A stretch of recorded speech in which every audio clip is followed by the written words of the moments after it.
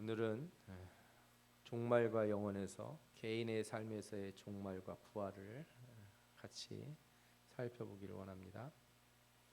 이 세상이 하나님이 만드시고 인간이 타락하고 그러나 예수 그리스도의 보혈로 구속하시고 다시 오셔서 이 세상을 완성하신다. 이게 성경의 내용이라고 제가 말씀드렸어요. 그런데 그 과정에서 인간은 이 세상의 종말이 있기 전에 인간 자신에게도 종말이 있어요. 인간에게 오는 종말이 뭡니까? 뭐예요? 죽는 거죠. 그죠? 예. 사람들은 대부분 이 종말 그럼 뭐만 생각해요? 이런 역사적인 종말만 생각해요. 예. 그래서 요즘 뭐 미국이랑 러시아랑 뭐 사이가 안 좋네. 핵미사일을 언제 쏠지 모르네. 뭐 대만을 침공할 건가. 그죠? 핵미사일 하나 터지면 멸망이 오나. 뭐 이렇게 고민하는 사람들도 있고 어떤 사람들은 저 하늘에서 뭐가 하나 툭 떨어져가지고 공룡 다 죽었듯이 우리도 다 죽는 거 아닌가 막 이런 상상들을 하는 사람들이 있어요. 그런데 제가 봤을 땐 이런 확률보다 이게 훨씬 커요, 그죠? 개인의 종말, 역사적 종말을 얘기하기 전에 내 삶에서 오는 종말 이걸 경험하게 된다는 거예요. 개인적으로는 저희 아버님, 장로님 돌아가셨을 때 제가 어떤 큰 충격을 받았던 것 같아요. 다른 게 아니라 죽음이라는 것이 이렇게 가까이 있다는 것에 대해서 제가 이렇게 새롭게 자각을 한 것 같아요. 그 전에는 뭐 장례식장에 가거나 누구 돌아가셨다고 그래서 이렇게 위문을 가거나 그래도 그게 크게 느껴지지 않았는데 돌아가신 아버님을 이렇게 손으로 이렇게 만지는 순간 죽음이 아주 가까이 있는 일이구나. 여러분들이 종말에 대해서 멀리 있다고 생각하시면 이거는 내 얘기가 아니에요. 주님 오실 날 저 뭐 100만 년 있다 오실지 1000만 년 있다 오실지 뭐 이렇게 생각하고 사는 사람에게 종말은 아무런 그 느낌이 없고 또 그런 말씀을 전해주면은 은혜도 안 돼요. 뭐 무슨 상관이야 그런다고. 그러나 종말이라고 하는 거는요 아주 가까운 곳에 있어요. 내 주변에 있고 사망이라고 하는 것은 멀리 있는 게 아니에요. 그래서 성경에서도 역사적 종말보다 인간의 종말을 제일 먼저 가리켰어요. 창세기 2장 16절에 보면 뭐라 그래요? 그 선악과를 따먹는 날에는 어떻게 해요? 네가 먹는 날에는 반드시 죽으리라. 인생의 죽음을 처음 언급하신 거예요. 이 우주가 끝난다, 이 창조 세계가 없어진다 이 얘기를 먼저 하신 게 아니고 네가 죽는다. 그러니까 인간의 죽음이라고 하는 것을 우리가 항상 심각하게 생각하고 받아들여야 될 줄 믿습니다. 성경에는 많은 사람들이 죽을 때 다 열조에게로 돌아간다. 성경에 이런 표현이 많아요. 조상에게로 돌아. 남들이 모든 사람들이 가는 그곳으로 간다. 솔로몬이 죽기 전에 다윗이 죽기 전에 솔로몬에게 얘기하죠. 자기 아들 솔로몬에게 뭐라 그래요? 내가 이제 세상 모든 사람들이 가는 길로 가게 되었다. 이렇게 얘기를 해요. 죽음이라는 것이 바로 그런 거죠. 세상의 모든 사람들이 그래서 종말을 맞게 돼요. 막 하늘에서 뭐가 떨어지고 막 이런 종말이 아니라 내 인생의 종말이라는 게 손잡힐 만한 곳에 항상 있다는 거죠. 그래서 성경은 이 종말을 가리키면서 인간의 삶의 죽음을 가리키면서 우리에게 항상 이렇게 깨어 있고 생각해야 된다고 이렇게 말하는 게 있어요. 전도서 12장 1절부터 8절 아주 유명한 구절이죠. 천천히 한번 우리 말씀을 이렇게 보시기 바랍니다. 너는 청년의 때에 너의 창조주를 기억하라. 이 기억하라는 히브리 말이 기억하다라는 뜻과 생각하다 이게 같은 단어예요. 하나님을 좀 생각하라 이거예요. 내 곤고한 날이 이르기 전에 나는 아무 낙이 없다고 할 해가 가깝기 전에 해와 빛과 달과 별들이 어둡기 전에 빛 위에 구름이 다시 일어나기 전에 그리하라. 여러분들의 인생의 순간순간에 하나님을 기억하는 그런 일들이 있길 바랍니다. 그러니까 어떤 사람들은 하루에 잠에 들면서 이 하루의 종말을 경험하며 주님을 생각하고 하나님의 나라를 기억하는 사람이 있는 반면에 어떤 사람들은 그냥 뭘 하다가 자는지 그냥 대충 이렇게 자다가 또 아침에 또 대충 일어나서 그냥 어제나 그제나 매일매일 똑같다 이렇게 생각하는 사람이 있어요. 이런 사람은 뭐라 그럴까요? 이 종말을 경험을 못하니 아침에 일어나는 이 부활의 기쁨도 잘 못 느낄 것 같아요. 이 삶을 항상 이렇게 주의 깊게 살펴볼 필요가 있어요.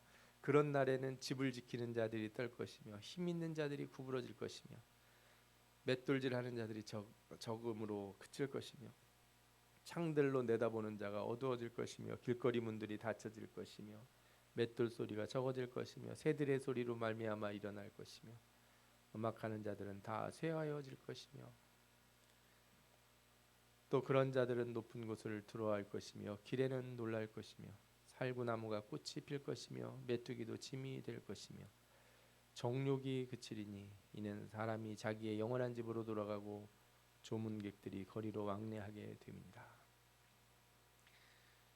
아이들 이렇게 놀다가 저녁 되면 집으로 싹 돌아가고, 그죠? 창문들이 다 닫히고 셔터가 내려지고 하는 그 순간, 우리가 이 영원한 이 시대의 종말 이전에 우리 삶의 매 순간에 일어나는 종말을 자각한다면 그때 우리는 하나님을 기억하게 되는 거예요. 온 은줄이 풀리고 금그릇이 깨지고 항아리가 샘 곁에서 깨지고 바위가 우물 위에서 깨지고 키가 우물 위에서 깨지고 흙은 여전히 땅으로 돌아가고 영은 그것을 주신 하나님께로 돌아가기 전에 기억하라. 기억하라. 그러면서 이렇게 말해요. 전도자가 이르되 헛되고 헛되도다 모든 것이 헛되도다. 이렇게 그런 종말에 가까워지면 내가 왜 그렇게 이렇게 싸우고 막 바둥바둥거리고 막 하나라도 더 가지려고 그러고 한 개라도 더 먹으려고 그러고 그러고 살았을까?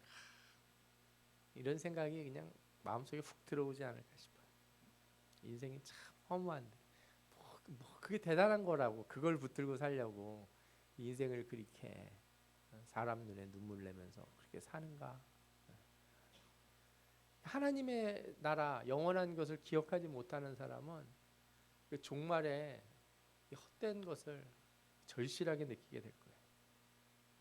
우리 인생에 이런 종말이 있는데 성경에서는 그 인생의 종말, 그 죽음이라고 하는 것 분명히 극복될 수 있고 그것을 우리가 이겨낼 수 있다라고 하는 그 예시들을 보여줘요. 그것이 바로 죽은 자들이 살아나는 부활이에요. 물론 예수 그리스도의 부활과는 약간의 차이가 있어요. 아니면 어쩌면 아주 큰 차이일 수도 있는데 왜냐하면 이들은 다 부활했다가 나중에 어떻게 돼요? 살 만큼 살고 죽어요. 이렇게 부활한 사람들은 영원히 사는 건 아니니까.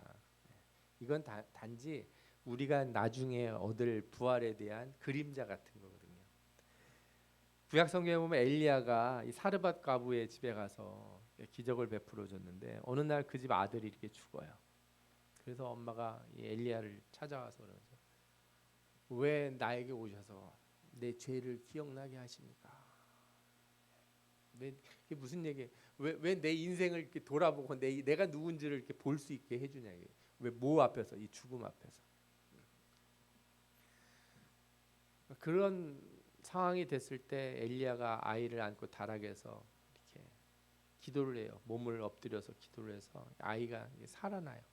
그리고 아이에게 줘요. 이 엄마가 다시 부활하게 돼요. 어떤 부활? 이 절망 가운데서 부활하는 거죠. 저는 이 죽음과 부활이라고 하는 것이 우리 육체의 생명이 죽었다 살아나는 것만 부활이 아닌 거예요. 내 아들이 죽었을 때 내 인생이 끊어진 것 같은 죽음을 경험하잖아요. 그러나 내 아들이 다시 돌아오거나. 그렇죠? 여러분들 이렇게 탕자의 아버지가 탕자가 바깥에 나갔다 돌아왔을 때 뭐라 그래요? 내 아들은 죽었다? 살아났다 이렇게 얘기하지 않습니까? 이런 부활을 경험하게 되는 거죠. 예수님께서 나사로를 살리시는데 뭐라 그래요? 나는 부활이요 생명이니 나를 믿는 자는 죽어도 살겠고 무릇 살아서 나를 믿는 자는 영원히 죽지 아니하리니 이것을 내가 믿느냐? 우리는 믿죠. 아멘. 예, 아무도 아멘을 안 하세요. 이것을 믿느냐? 아멘. 예. 여러분들은 안 죽습니까? 예. 우리 몸은 죽지만 우리 영원한 생명을 소유하잖아요. 그죠? 나사로를 살렸을 때 그 주변에 있는 모든 사람들이 낙담해서 죽어 있었어요. 그 마음이 죽어 있었어요. 나사로만 살린 게 아니라 주님이 살리신 것은 모든 사람들의 그 마음, 그죠? 끝났다. 아, 저는 죽었다. 소망이 없다 한 그 마음을 다시 세워주시고 살려주시는 거죠. 그래서 이 죽음이라는 거는 인생에 단 한 번 오는 게 아니에요. 태어나서 죽는 것만 죽음이 아니에요. 특히 제가 지난주에 말씀드렸지만 죽음이라고 하는 게 단절과 절망, 그죠? 이 모든 관계에서 끊어짐이잖아요. 제가 죽으면 빠이빠이 하는 거라고요. 예, 여러분들 안녕히 계세요 하고 이렇게 관계가 끊어지잖아요. 이게 죽음이라고 하면 우리는 인생에서 사실 수많은 죽음을 이미 경험을 해요. 그렇다면 반대로 어떤 것도 경험할 수 있어요? 부활도 경험할 수 있는 거예요.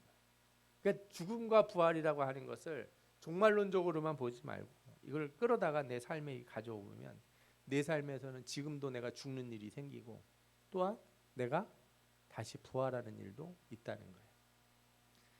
성경에 욥이라고 하는 사람이 나와요. 욥이 죽음을 경험하는데 자신이 죽었을 때 진짜로 죽어서 죽은 게 아니라 재산을 다 잃고 자녀들이 다 몰살을 당해 죽어요. 저는 이때 욥이 이미 죽었다고 봐요. 그죠? 아니 열심히 키웠는데 여러분들 뭐 이런 말씀 죄송한데 여러분들 자녀가 죽었다고 생각해 보세요. 저는 못 견딜 것 같아요. 이상하게 부모님 나이가 들어서 돌아가시는 것보다 자녀가 내가 멀쩡한데 내 자녀가 죽었다고 생각해봐요. 마음이 정말 내가 죽는 게 낫다고 생각할 거예요. 욥은 자녀들이 죽었을 때 자신의 죽음을 경험해요. 뿐만 아니에요. 마지막 남은 관계가 누구예요? 자기 와이프. 와이프가 뭐라 그래요? 부인이 하나님을 저주하고 죽으라고 그러면서 떠나버려요. 욥을 떠나버린다. 욥도 뭘 경험해? 이 상황에서 죽음을 경험하는 거예요. 죽음이라고 하는 게 몸만 죽는 게 죽는 게 아니에요. 내 관계가 깨지면 거기서 죽음을 경험하는 거예요. 근데 여러분들 관계를 깨는 걸 너무 쉽게 생각하지 마세요. 저 인간 꼴도 보기 싫어 이런 말 이거 아무렇게나 하는 거 아니에요. 내가 너랑 다시는 얘기도 안 한다. 제가 여러분들한테 감히 조언을 드리자면 절대로 하지 말아야 될 말이 뭐예요? 절대로라는 말이에요. 여러분들 우리 그렇게 대단한 사람들이 아니니까 특히 가족이나 주변에 있는 사람한테 절대로라는 표현 쓰지 마세요. 나쁜 쪽으로. 이 아내가 이렇게 떠날 때 욥에게 남은 한 사람의 관계, 자신이 정말 이 슬픔을 나눌 수 있는 유일한 관계가 딱 깨지는 거예요. 죽음을 경험하죠. 뿐만 아니에요. 친구들이 왔는데 위로는 안 해주고 너 잘못한 거 있나?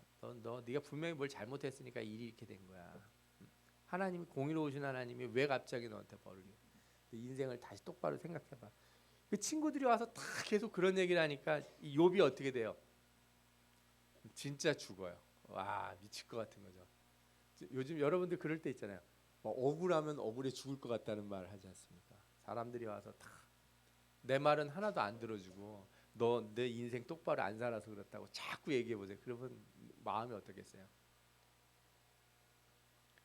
여러분들 질책은요 다 끝나고 하세요. 끝나고 사람이 돌아볼 수 있을 때. 예? 예를 들어 시험에 떨어지는 한테 그러니까 공부를 안 했으니까 시험에 떨어지지 이런 거 하면 돼요? 안 돼요?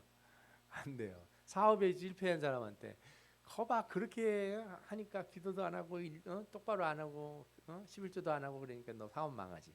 그런 얘기 하면 안 돼요. 그러지 마세요. 나중에 다 위로하고 그가 자신을 돌아볼 수 있을 때 기도했어야 되는데 우리가 같이 기도해줘서 기도하지 못해서 미안하다 내가 이렇게 얘기할 때 그 사람의 변화가 일어나지. 이렇게 막 질책하고 자식도 죽고 와이프도 떠난 사람 혼자 남아서 온몸에 병에 걸린 사람한테 와서 위로 없는 말들을 해대면 사람을 죽이는 거죠. 그게. 그러나 이런 죽음 가운데서 욥이 하나님 앞에 어떻게 해요? 원망하고 도대체 내가 뭘 잘못했길래 그러십니까? 막 하고서 소리를 지르고 막 난리를 칩니까? 내가 하나님 믿나 봐요. 내가 그냥 그쪽으로 내가 그냥 오줌도 안 싼다. 막. 이렇게 했다면은 그는 진짜 죽었을 거예요. 그 육체의 죽음보다 더 비참한 죽음인 거예요. 몸은 살아있지만 진짜 죽은 사람과 같은 거죠. 그런데 욥이 원망하지 않았어요. 그 일을 통해서 다시 하나님이 그에게 나타나셔서 그를 어떻게 하게 해요? 부활하게 하세요. 그를 회복시켜 주는 거예요. 부활이 그런 거예요. 내 죽어 있는 영혼, 내 절망스러운 인생의 모습들이 다시금 새 힘을 얻고 일어나는 것. 그게 뭐예요? 그게 부활이에요. 부활. 우리가 이런 부활을 날마다 경험해야 될 줄 믿습니다. 아멘. 우리가 죽어서 다시 살아나는 저 종말에 주님이 하늘에서 구름 타고 내려왔을 때 그 부활만 생각하지 마시고 매 순간 내 삶에서 일어나는 이 죽음과 같은 절망 속에서 하나님과 다시금 그죠? 관계를 회복하고 주님을 붙들고 원망하지 않고 그래서 부활하는 자리로 나아가는 그런 여러분들이 되시기를 축원합니다. 네. 욥이 이런 말을 해요. 내가 앞으로 가도 그가 아니 계시고 뒤로 가도 보이지 아니하며 그가 왼쪽에서 일하시나 내가 만날 수 없고 그가 오른쪽으로 돌이키시나 배울 수 없구나. 그러나 내가 가는 길을 그가 아시나니 그가 나를 단련하신 후에는 내가 순금같이 되어 나오리라. 아멘. 인생이 절망스러울 때는 진짜 누구하고 말할 때도 없고 얘기할 때도 없고 다 등을 돌리는 것 같지만 하나님마저도 내 기도를 듣지 않는 것 같지만 그러나 내가 가는 길을 주님이 아시고 나를 단련하신 후에 나를 어떻게 하시겠다고요? 순금같이 만드셔서 주님의 자녀로 삼아주실 것입니다. 아멘. 또 한 사람을 성경에서 뽑자면 전 욥을 들고 싶어요. 욥이 언제 죽음을 경험했을까? 어머니가 죽었을 때, 욥이 아니라 요셉이죠. 요셉이 언제냐? 형들에 의해서 우물에 던져졌을 때, 우물에 던져졌을 때. 아니 그 형들이 자기를 버리는 거 아니에요. 가족에게서 끊어져 버리는 거예요. 잡혀가고 아버지와도 끊어지고 삶의 죽음을 경험하는 거죠. 그런데 애굽에 가서 어떻게 버텨서 좀 잘 되나 그랬더니 또 거기서 무슨 일을 당해요. 모함을 겪어가지고 감옥에 또 들어가요. 어떻게든 버텨보고 살려고 애썼는데 그 죽음에서 내가 기어 나오려고 그렇게 애를 썼는데 다시 나를 죽음의 구렁텅이에 밀어넣는 사람들이 있는 거예요. 제가 이런 상황이면 너무 속상할 것 같아요. 이런 거 있잖아요. 어떤 사람이 사업에 실패하고 좀 어려운 상황인데 진짜 가진 고생과 노력을 해가지고 돈을 끌어모아가지고 그래서 조그만 가게라도 하나 차려가지고 이제 좀 살만했는데 어떤 놈들이 와서 사기를 쳐가지고 홀라당 그냥 다 가져가 버리고 와 저는 다른 죄들보다 이 세상에서 벌을 줄 때 저 사기 죄를 좀 크게 벌어야 된다고 생각해요. 왜 그래? 저는 소망을 끊는 죄들 있잖아요. 다른 사람의 삶의 의지를 꺾는 죄들. 이거는 저는 크게 벌을 줘야 된다고 생각해요. 몸을 죽이는 것만 살인이 아니라 삶의 소망을 앗아가는 것이 뭐예요? 그게 죽음이거든요. 요셉이 이렇게 두 번이나 이런 죽음을 경험해요. 그러다 하나님의 은혜로 그죠?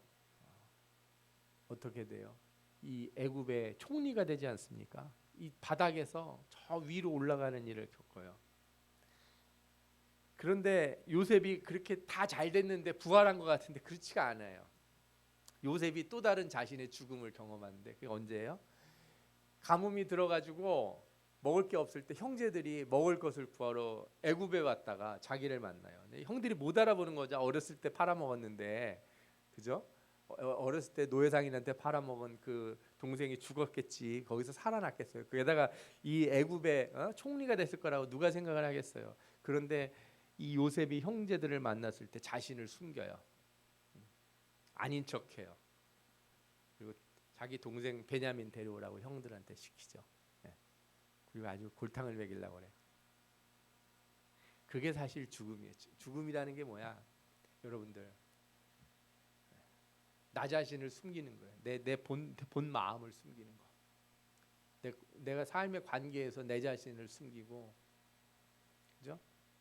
내 진실을 드러내지 않는 것. 그럼 죽은 사람이에요. 죽은 관계라는 표현하잖아요. 죽은 관계가 뭡니까? 부모와 자식 간의 죽은 관계가 뭐예요? 같이 밥을 먹는데 아무 말을 안 해. 인생의 얘기도 뭐 사는데 힘든 얘기도 그런 얘기도 안 하고 그러면 죽은 관계가 되겠죠. 부부 사이도 그렇죠. 진솔한 얘기는 없고 저 인간은 왜 이렇게 밥을 많이 먹나, 이 마누라는 왜 이렇게 국은 짜게 하나, 이러고만 있으면 그 죽은 관계 아니겠어요? 형제도 그렇고 친구 사이도 그렇고 우리의 삶에 자신을 숨길 때 이 죽은 관계가 돼버려요. 이 요셉이 그러면은 부활을 경험합니까? 그렇죠. 언제 경험해요? 형제들을 용서할 때 자신의 삶의 부활을 경험하는 거예요. 그 무너져 버렸던 관계를 자신이 다시 세울 때. 내가 세워야 될 일은 아니죠. 왜냐하면 날 팔아먹었으니까 이 사람들이. 죄는 저 사람들이 지었는데 왜 내가 관계를 회복시켜야 돼요? 이렇게 생각하면은 영영이 우리는 부활을 경험하지 못할 거예요. 저 인간이 잘못했는데 왜 내가 용서를 해야 되고 내가 왜 사과를 먼저 해야 되냐, 이러기 시작하면은 우리 삶에 어떤 부활의 역사가 있겠습니까? 요셉이 형들에게 이런 말을 하죠. 당신들이 예굽의 판자다. 당신이 나를 이곳에 팔았다고 해서 근심하지 마소서, 한탄하지 마소서. 하나님이 생명을 구원하시려고 나를 당신들보다 먼저 보내셨나이다. 내가 이렇게 된 거는 다 하나님이 당신들을 구하려고 하신 일이다. 이건 진짜 아무나 할 수 없는 얘기일 거예요, 그렇죠?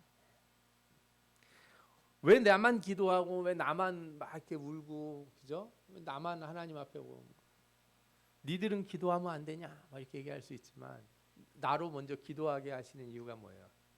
저들을 구원하게 하신 하나님의 뜻이 있다는 거예요. 하나님의 뜻을 발견할 때 우리 삶에서 뭐가 일어나요? 부활이 일어나는 거예요. 하나님 뜻이 뭔지 모르겠고 왜 이러시는지도 모르겠고 나는 어디로 가는지 세상은 어떻게 돌아가는지 모르겠다. 그때가 우리가 죽음에 있는 거고, 그게 아니라 나를 이곳에 두시고 나를 이 사람과 만나게 하시고 나를 이 자리로 보내시는 분이 하나님이시구나, 이걸 딱 깨닫는 순간 내 삶에 뭐가 일어나요? 부활이 일어나는 거예요. 아, 내가 여기 있는 이유가 있구나. 여러분들의 삶에 이런 놀라운 부활의 역사가 있기를 축원합니다. 그래서 여러분들 죽음이라는 걸 너무 멀리 두지 마시고, 뭐 어떤 사람들은 죽음을 체험하기 위해서 관 같은 거 만들어 놓고 관에 누워보는 연습을 해보는 거예요. 체험, 죽음의 체험.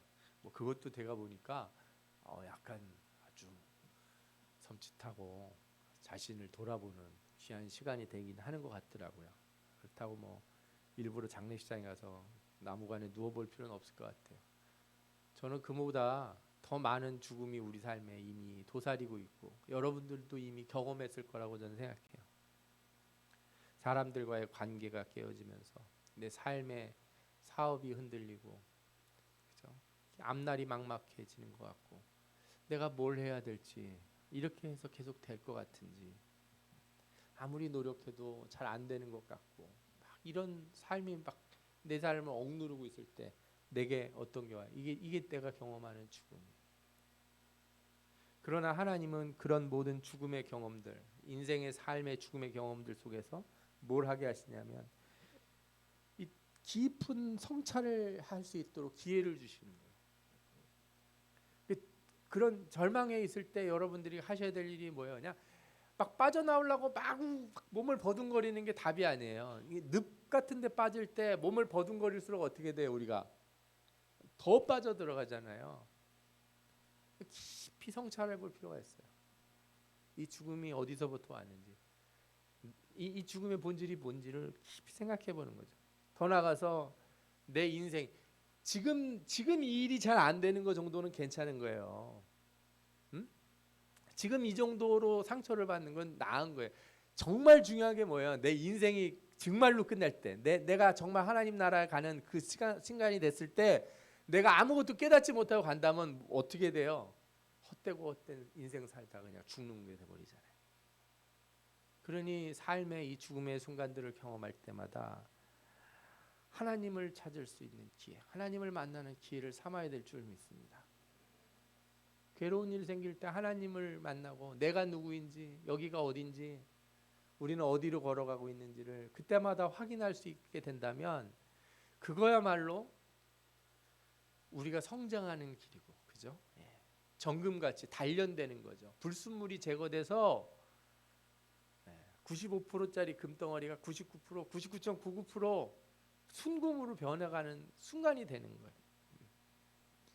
그래서 여러분들 삶에서 이 죽음을 통과하여 부활에 이르는 길을 배워야 될 줄 믿습니다.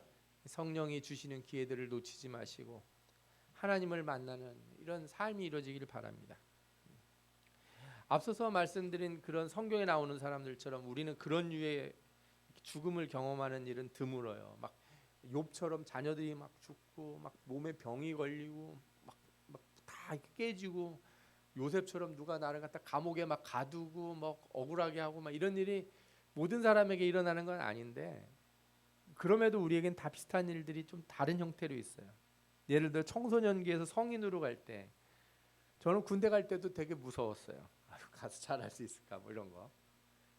저는 직장생활 처음 시작할 때도 되게 두려웠어요. 우리가 이렇게 단계를 넘어갈 때마다 그런 두려움이 있고 그런 걸 극복해야 되는 과정이 있는 거죠. 거기서 머물러 있으면 나는 못해 이러고 있으면 사람이 어떻게 돼요? 죽음 가운데 떨어지게 되는 거예요. 성장하지 못하는.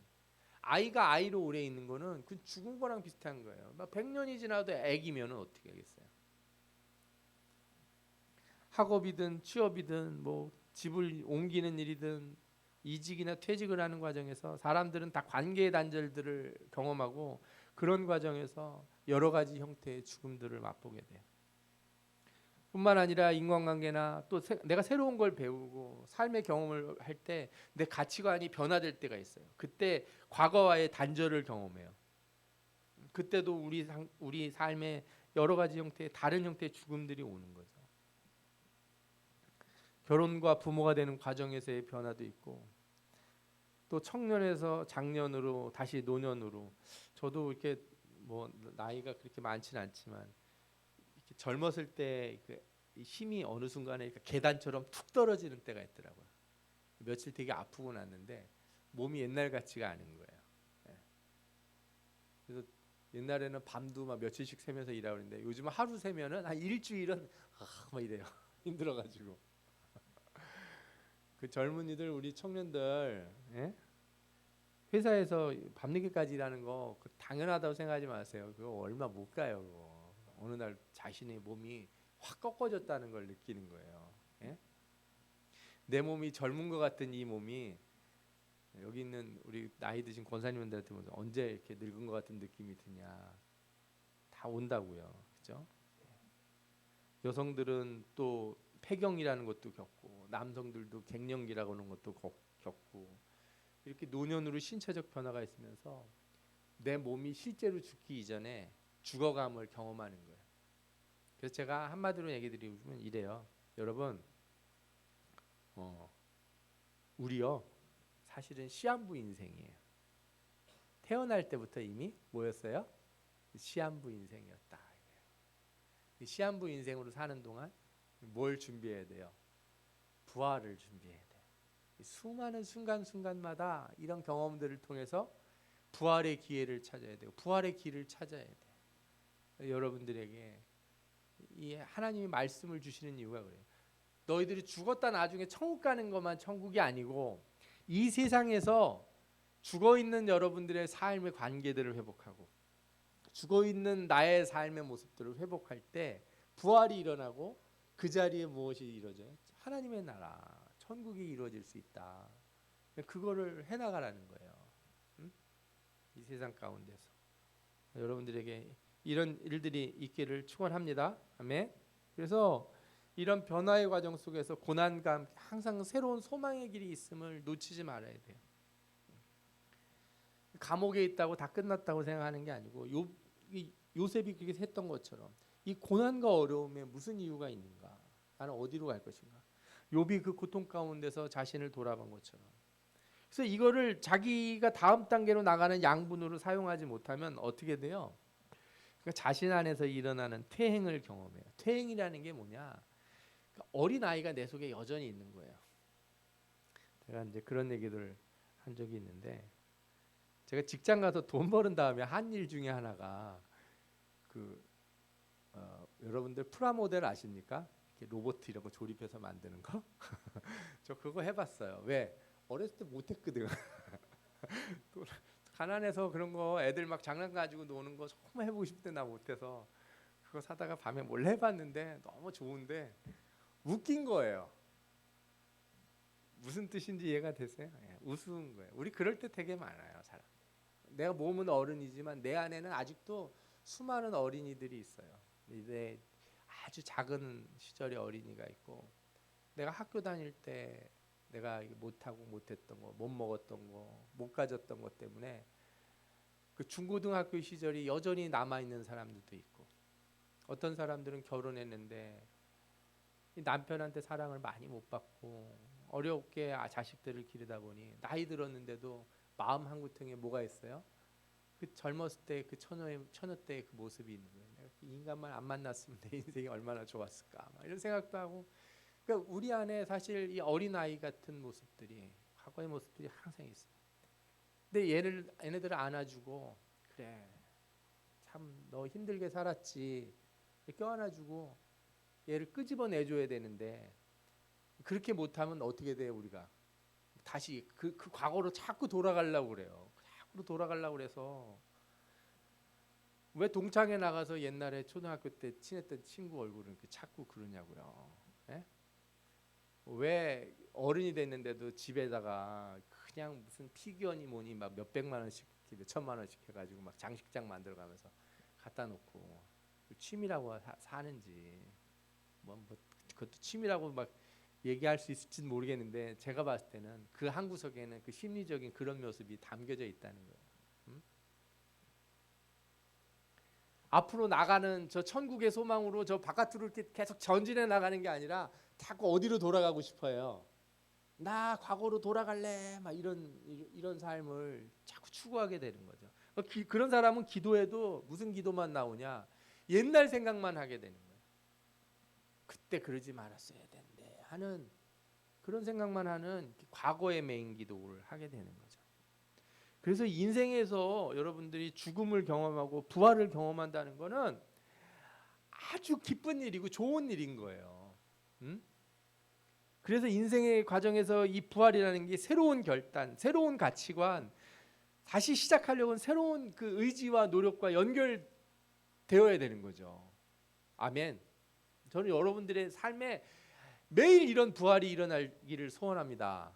아침마다 일어날 때 어제와는 죽고, 어제의 나는 죽고 오늘의 나로 새롭게 일어나는 사람이 돼야 돼요. 아멘. 그렇지 않으면 어제 죽은 나를 도로 탁 끄집어내가지고 너저리 들고 다니는 거예요. 어제 버려도 될 일을 오늘까지 끌고 다니는 거고, 작년에 이미 잊어버렸어도 될 일을 아직도 내가 가슴에 담고, 10년 전에 해결해서 버려도 될 일을 아직도 내 마음에 품고 원망하고 미워하고, 그렇죠? 그러게 된다는 말이에요. 그 부활이 아니에요. 그 사람은 계속 죽는 거예요. 그럼 계속 죽음이에요. 계속 어두워요. 여러분들 삶에서 부활의 자리로 나아가기를 축원합니다.